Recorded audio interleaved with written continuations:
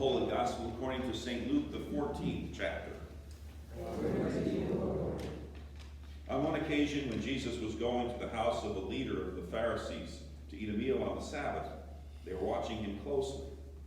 He said also to the one who had invited him, when you give a luncheon or a dinner, do not invite your friends or your brothers or your relatives or rich neighbors, in case they may invite you in return, and you would be repaid. But when you give a banquet, invite the poor, the crippled, the lame, and the blind, and you will be blessed, because they cannot repay you, for you will be repaid at the resurrection of the righteous. One of the dinner guests, on hearing this, said to him, blessed is anyone who will eat bread in the kingdom of God.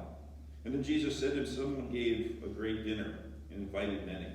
And at the time for the dinner, he sent his slave to say to those who had been invited, come, for everything is ready now. But they all alike began to make excuses. The first said to him, I've bought a piece of land and I must go out and see it. Please accept my regrets.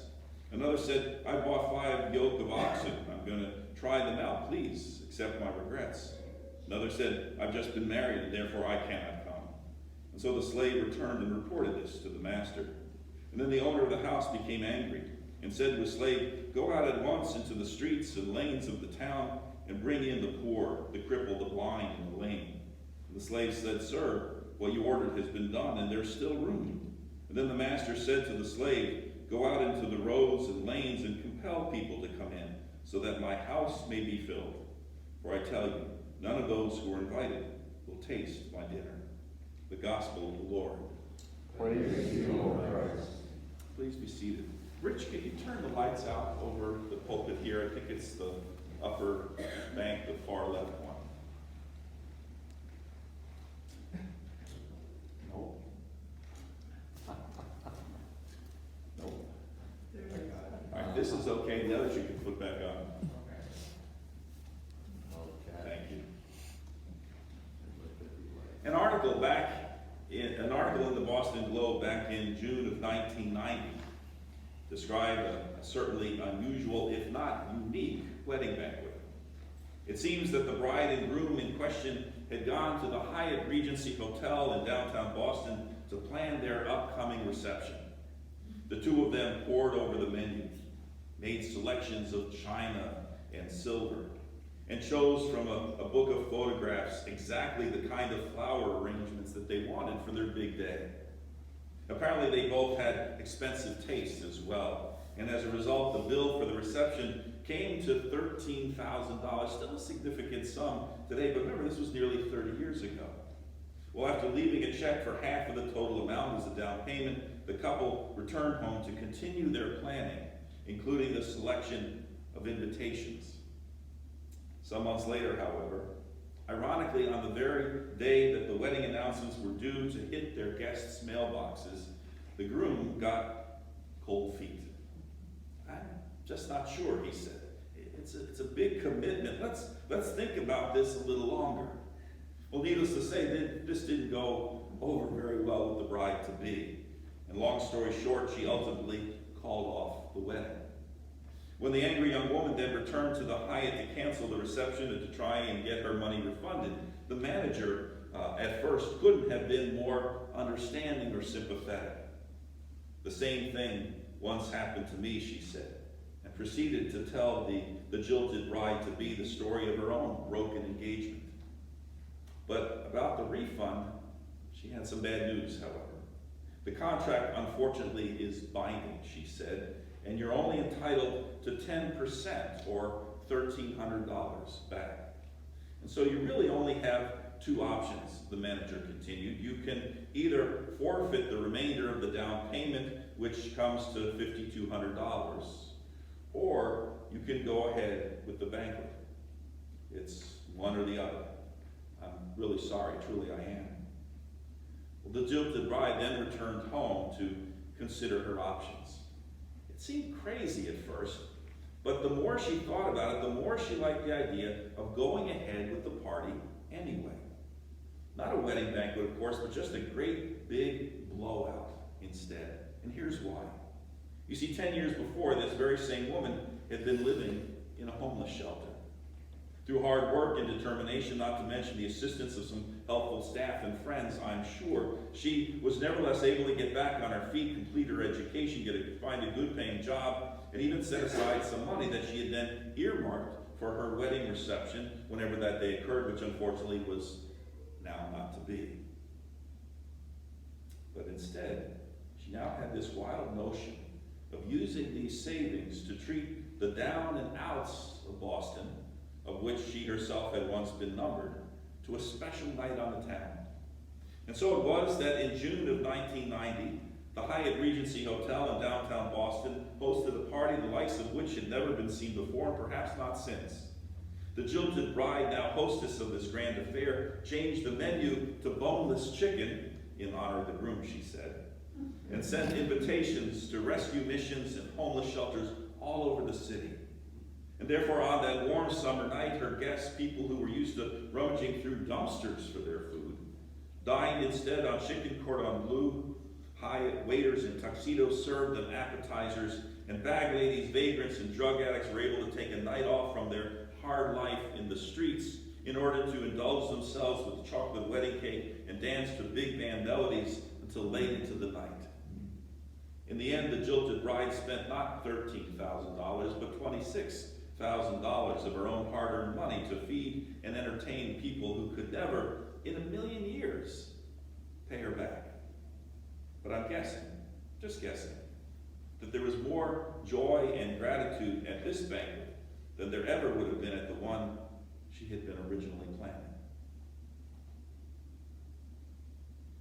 As we just heard in today's gospel, Jesus was once invited by a Pharisee to a meal on the Sabbath.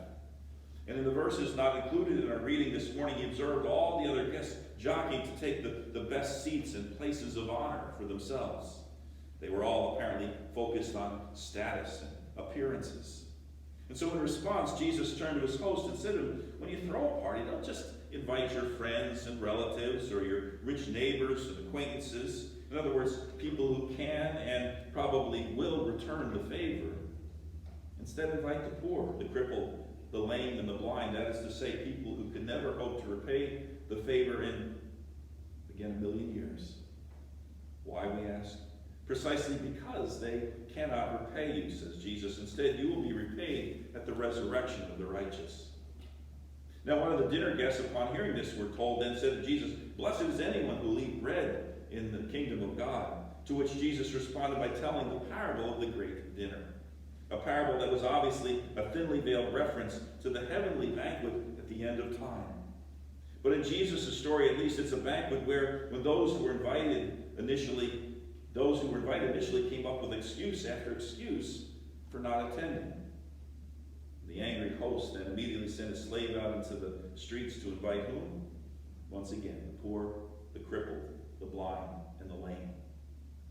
What this means for us, of course, is that the sole purpose of the church, the key to understanding why it is that we even bother to come together like this every Sunday morning and then share a special meal that we unabashedly refer to as the Lord's Supper, is to extend a gracious invitation to God's house and to God's table, especially to those who would normally be overlooked in most social settings.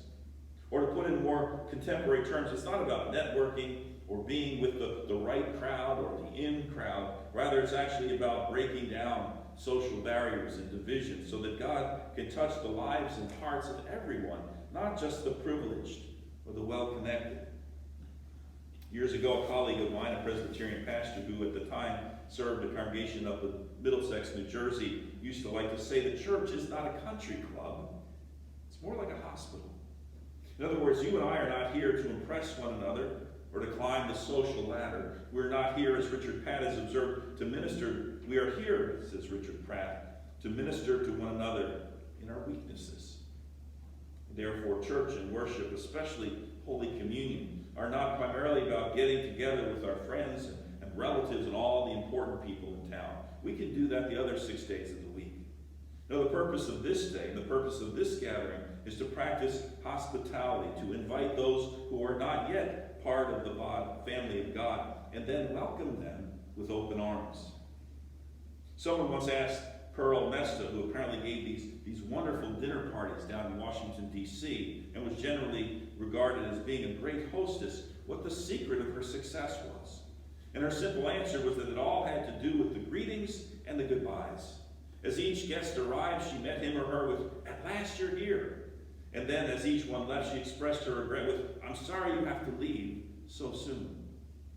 Can you imagine what would happen in a church, any church, that welcomed guests to its worship in a similar way and genuinely meant it?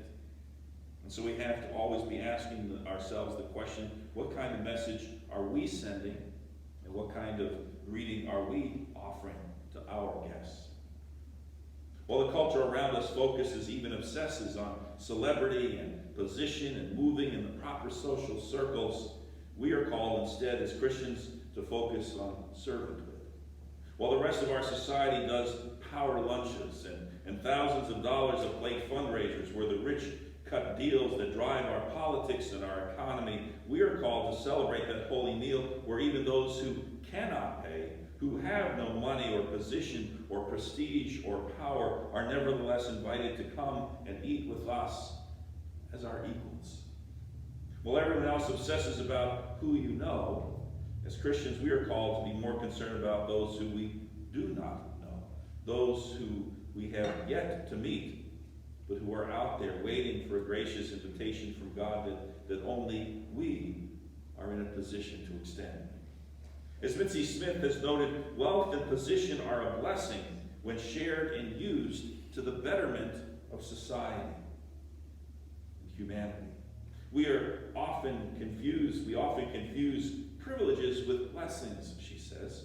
Wealth, birthplace, race, class, gender, sexuality, age, access, health, and so on can be mistaken for divine blessings when they are actually the result of privilege, says Smith. However, she reminds us God calls us to turn our privilege into blessings. And so gracious invitations and genuine hospitality are a given for the church, or at least they should be. Again, without any regard whatsoever to the presumed or real status and position of those being invited.